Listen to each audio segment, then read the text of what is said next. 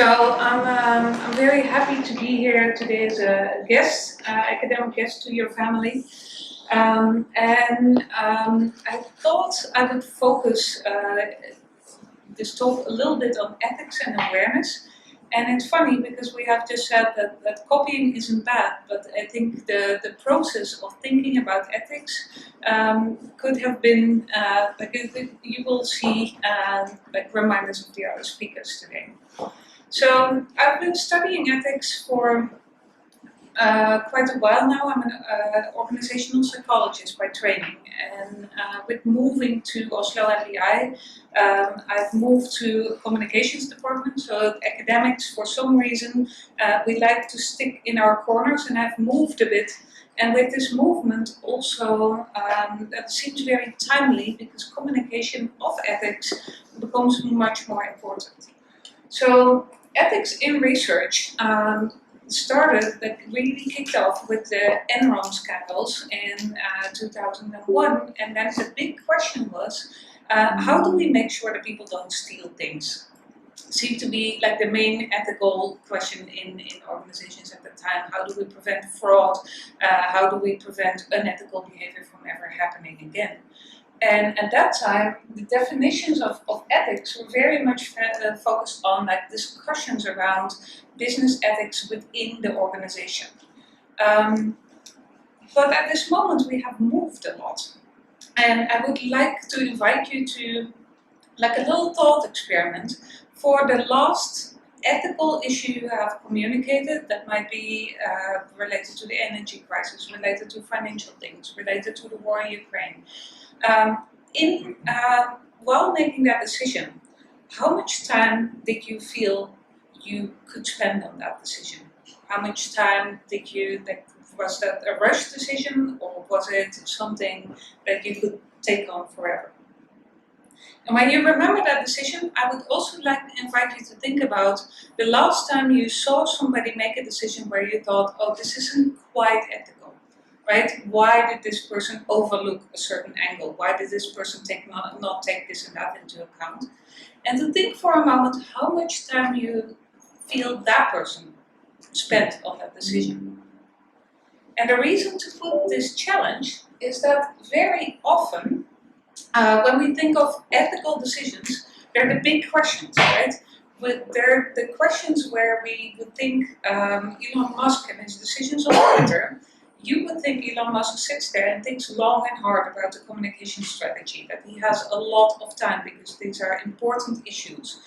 But the reality is that for most of us, ethical decisions, or most of you, ethical decisions look much more like that, right? They're made just like the other decisions in the middle of organizational chaos. Somebody might be ill, lots of people still have COVID.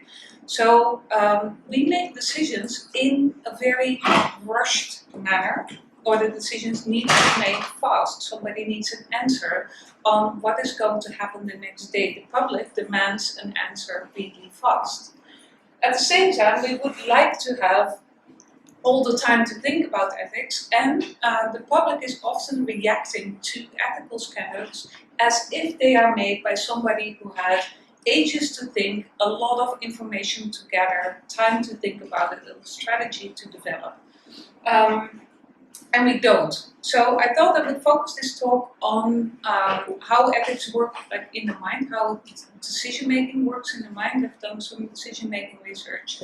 To think a little bit about what we can do to prioritize ethics in the moment it's important.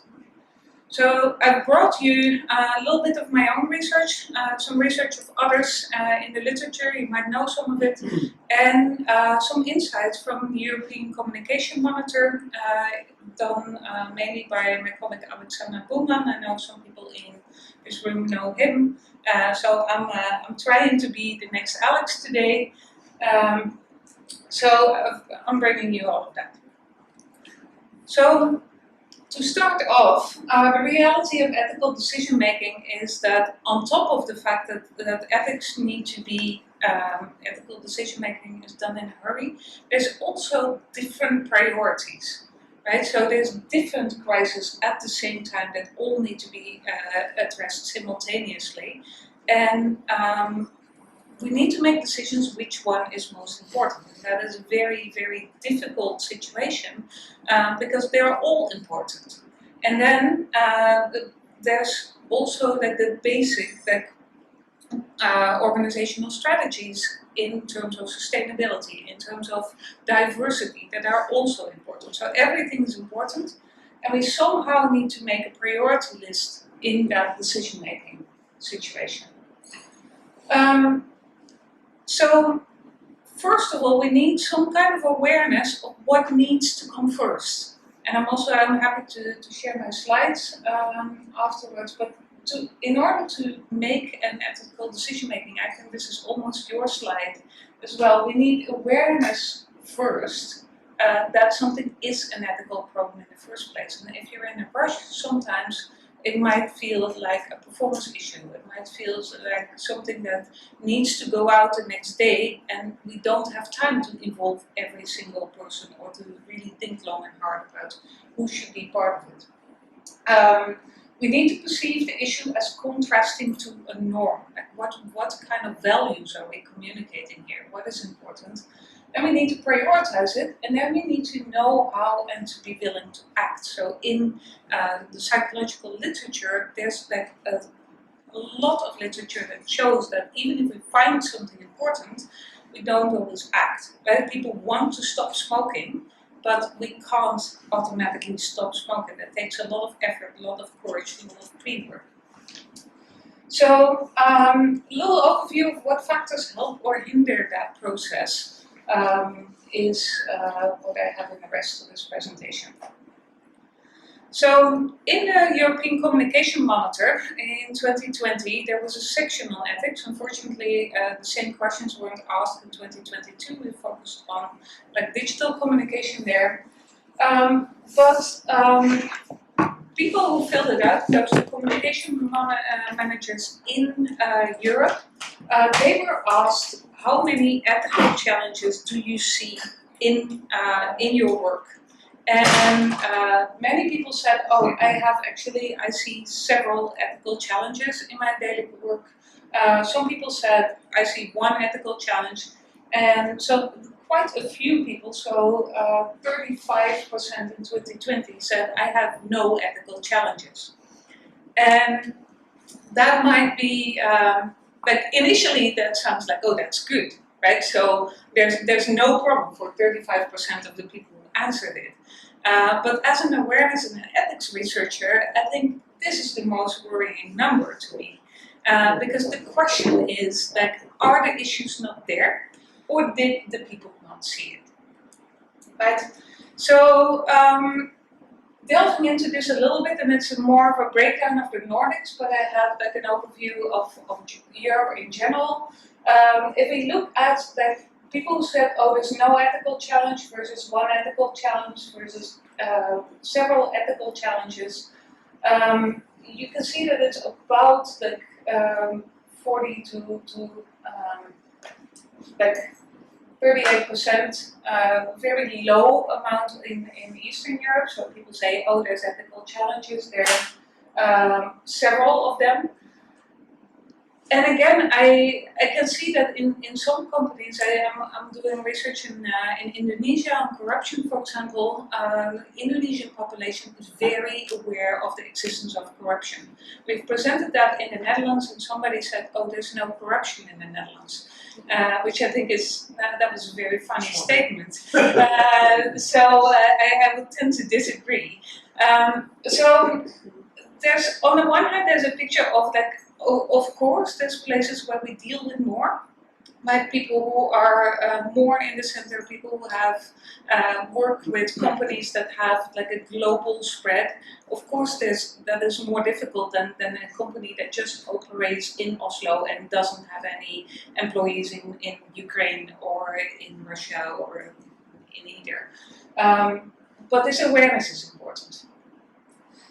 So from research we can ask, like, how do we get that awareness? How do we get that knowledge?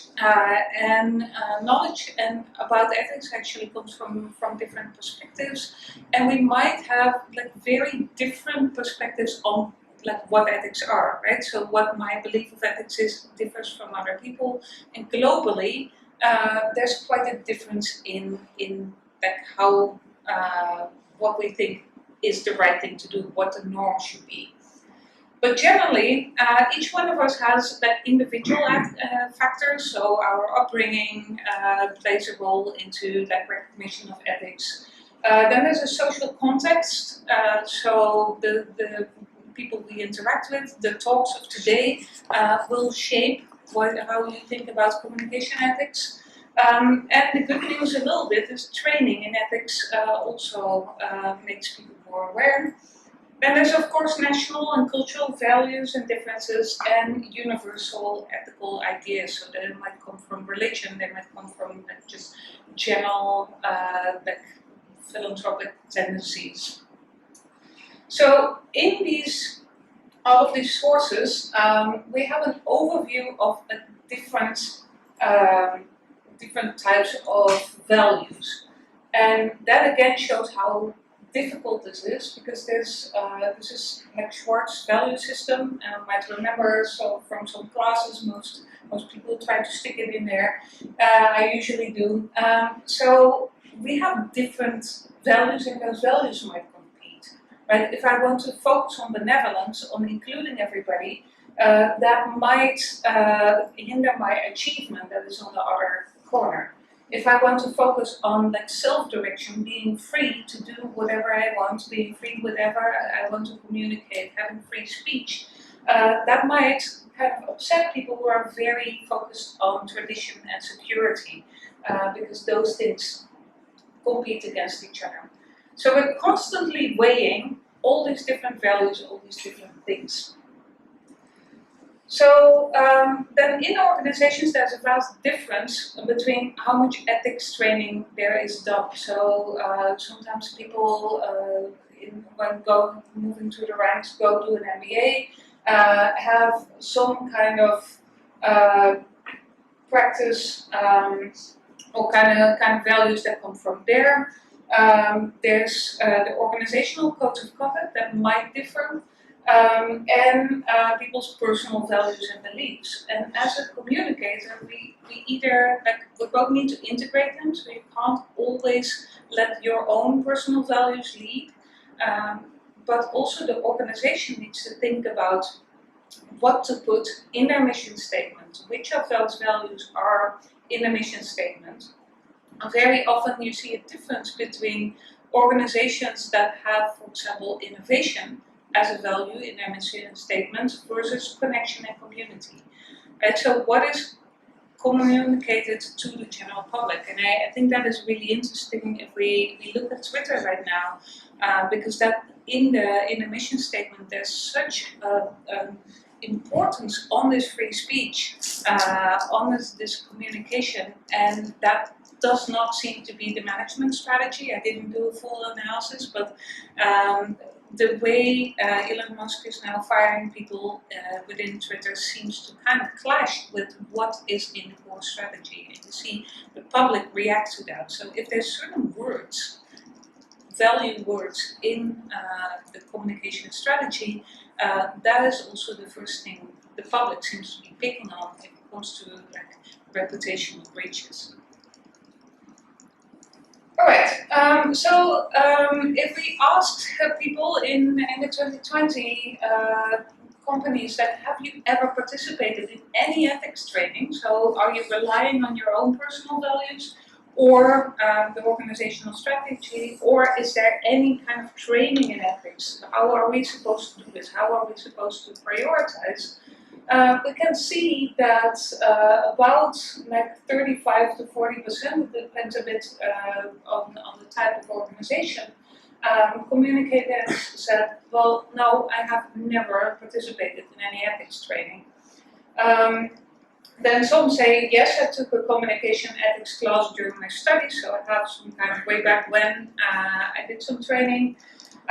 Yes, I have participated in communication ethics training by my organization. That is about like 18 to 20%, with a big exception of the governmental or the stock companies, actually. Sorry. And then finally, I have participated in ethics training by a professional organization. So it might actually make a difference whether our ethics are internal, whether that is the company's values and the company's training and how to do business ethics according to the vision and mission, versus consultancy coming in and doing that ethics training. Generally, though, I know that people are a little bit hesitant when it comes to ethics trainings because it sounds like you have done something bad, right? Because we have such a strong connection, personal connection to ethics and values. It's very difficult to be trained in that. It's much easier to do like a PowerPoint or an Excel class. Do we think we need that, or some kind of programming class? It's much easier to accept that as a way to change our skills than to say, oh, maybe I need to be in an ethics training and I need to change my ethical skills. So there's some kind of resistance there. But at the same time, training helps awareness. All right. So if we think about all of that, we might be more aware, less aware through training. This is important for organizations. Then the question is that how to prioritize ethics. And here I would build a little bit on research that is called bounded rationality. Bounded rationality research simply goes into how the brain works. Right? So we can't at all times think about all the things at the same time.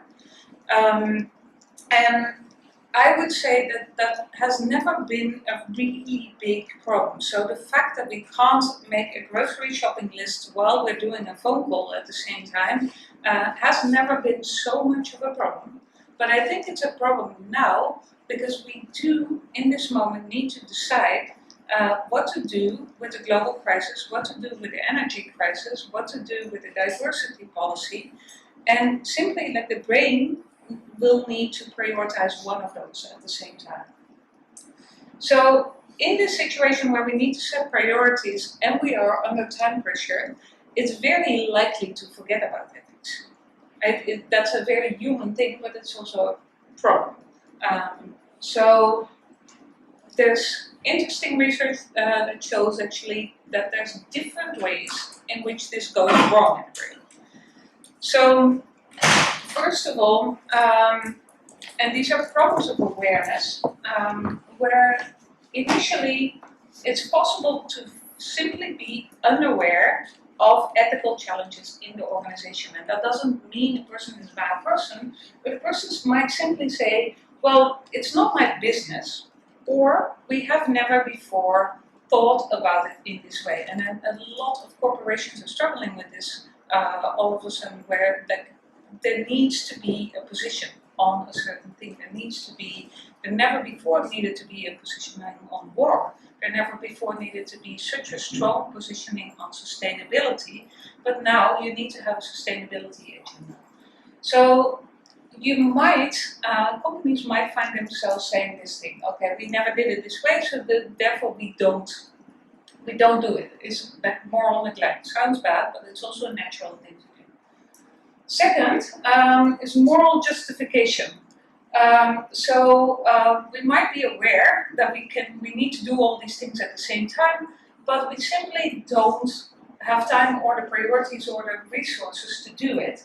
And companies might say, oh, at least we're doing better than the competitor. Right? We might not have this top-notch sustainability policy, but at least we do better, or we are already active in other domains.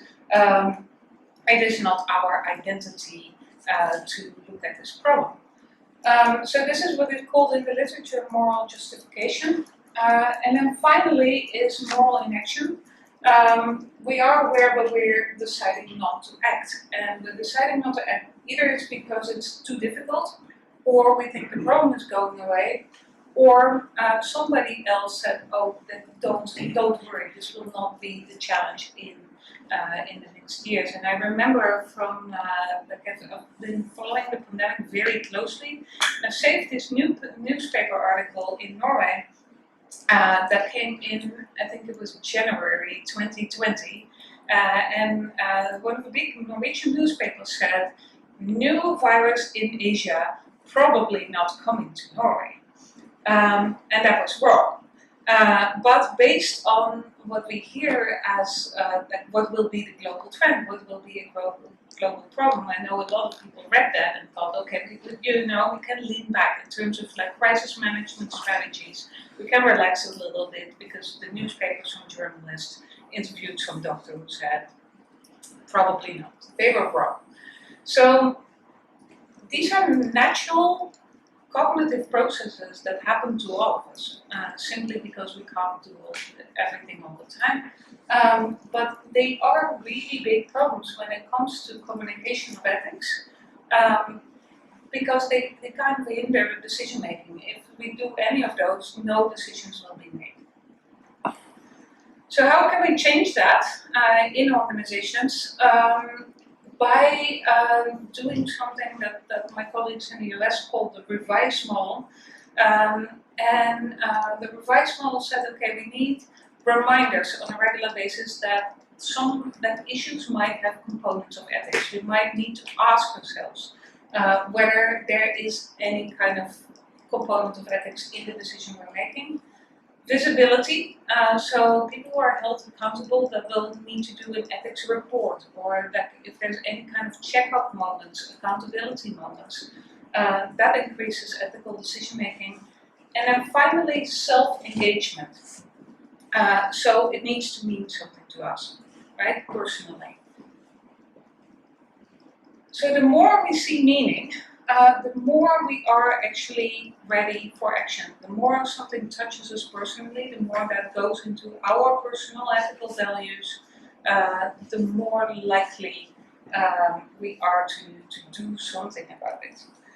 And that means that when communicating, it's useful to communicate in a way that connects to people. So Rotterdam School of Management has done this smartly in their strategy to the students. Actually, they wanted the students to be more engaged with the study program, and their campaign was something called I Will, and the students are invited in their first year when they come in for their bachelor's to complete an I Will statement as a vision of the future and to connect all their studying to that kind of meaningful statement to them. So they need to do like a portfolio report, checking in how they are on track with their initial I Will statement. And they started in the beginning. Students didn't take this very seriously, so there was a lot of like I will drink until I fall down. But Rotterdam has actually pushed a lot on this program and has actually reduced dropout as well. So if we see meaning, we're going to do something. If we really want to stop smoking, we will stop smoking, we will find a means. But as communicators, we sort of need to convince people of that meaning. Alright, so what do people prioritize? And this is 2022 European Communication Monitor. Where do others see that meaning? And that is also echoing very much what is said already. That is first of all building and maintaining trust. 39% of communicators in 2022 said, okay, my goals until 2025 are like I want to build and maintain trust.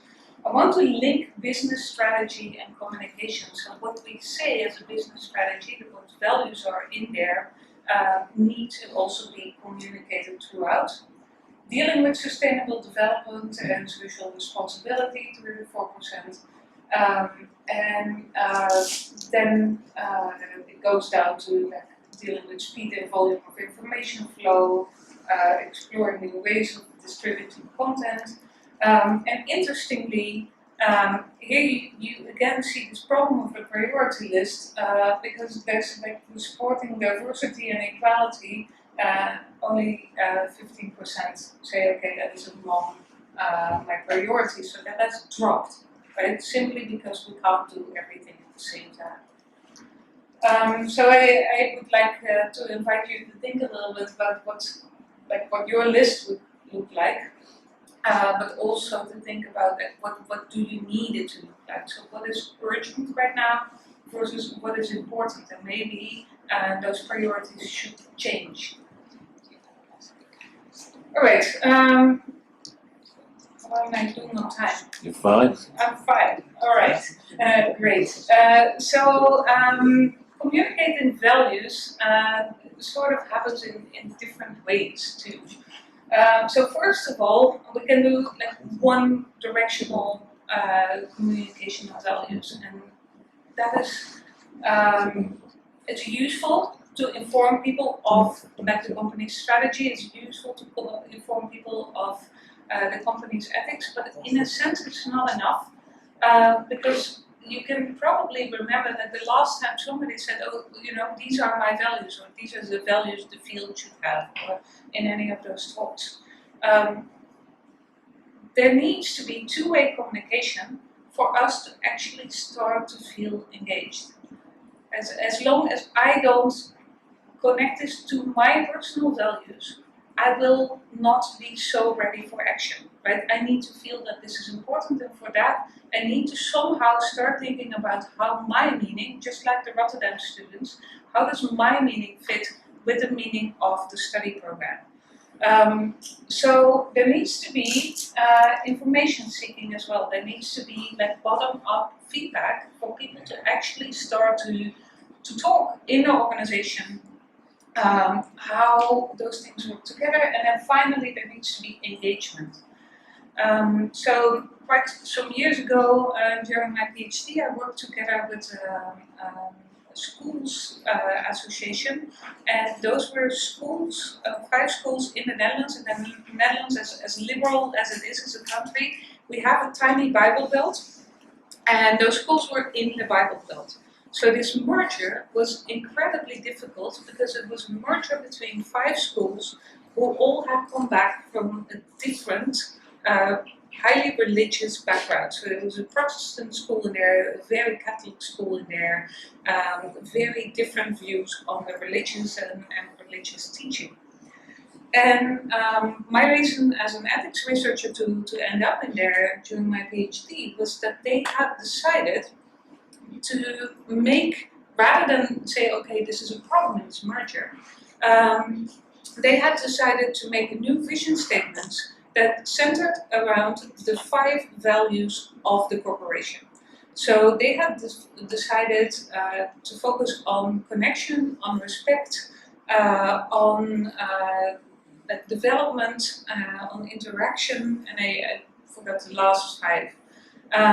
But this was a mission statement. They had put it in the mission statement, and then they have made work groups in every single one of those schools to define what those values meant in that section of the organization. And that worked really well because it left people the freedom to incorporate their own values. It gave people the challenge to think about their own values and how they could connect to the other people's values, much more than a simple top-down communication of what the values should be.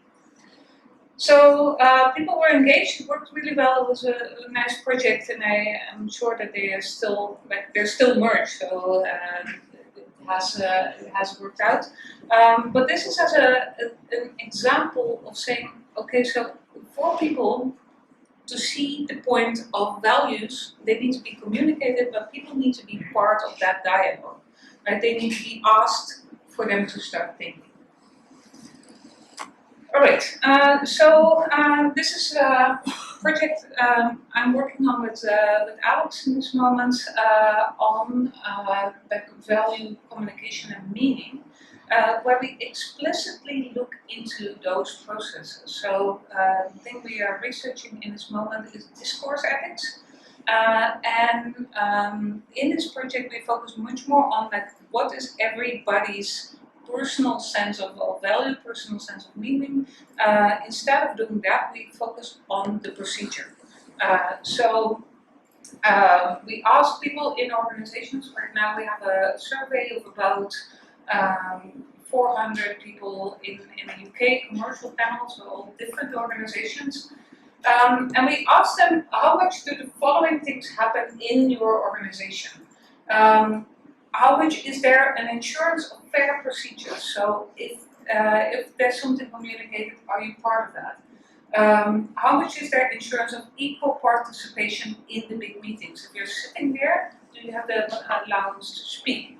How much those meetings involve critical thinking? How much is there equal weighing of all suggested ideas? Can anybody bring anything up, or is the conversation dominated? How much is there a search for shared values? And how much is there an allowance for all those present to discuss their ideas? And this is interesting because I think with all the shifts we are doing, the shift to digital meetings, it's very difficult, or I find it more difficult in my classes, to keep track of whether everybody actually spoke. Whether everybody had the chance to express their ideas. And I've sat in classes with my list next to it and making little check marks because your attention doesn't work that way. Right? But those are things that are very important in ethics communication, because if a person is sitting there and they haven't had a chance to speak up, they weren't asked to be part of the conversation, that they might not come out engaged, they might not feel there's any meaning for them to be there, and they might check out. This becomes even more difficult if we think about public communication, right? So are all of our stakeholders involved in that dialogue? Is that even possible? Who are they? If we think about reputation management, are there groups of people that might be very upset about this decision, and should we allow them to be part of our meeting, or should we not? This is not something for me to answer, or I have some career ahead of me, so I can do more research. But those are questions to ask in these times. So to summarize a little bit, and then to open it up for some discussion, hopefully, is first of all, without awareness, communicators cannot act on moral issues. If you don't see it, if you don't think it's a problem, it's impossible to talk about it. It sounds simple, but it is an issue because we need to then somehow become aware. Company strategy can be a guideline for moral priorities. So what is in the mission statement will be the first thing you will be judged on, probably. Is also the thing that people will expect most. So whatever words go in there are important. Ethics training sure helps. Awareness of moral issues. And then finally, like reminders that visibility and meaning motivate action. And it's important here also that this is the part that comes out of the research. There's an interesting project in this moment with the US Army on courage, right? So we might have all the reminders, all the visibility, all the knowledge that we are held accountable, but often like the big ethics questions also take a lot of courage to act. Like you will be in the spotlight if you make a decision. Ironically, you might also be in the spotlight if you don't make a decision, but those are the questions of courage. So if somebody didn't do it, there might be other reasons than just blindness. And then finally, we know from the group communication research that appointing a devil's advocate, or somebody who sits there in a meeting and who makes the check marks for you, did everybody speak? Do we have a moment to get an opposite view or some kind of critical note? Helps to safeguard the ethics in the board. So if we appoint somebody who's responsible for the ethics checkup, that might help too.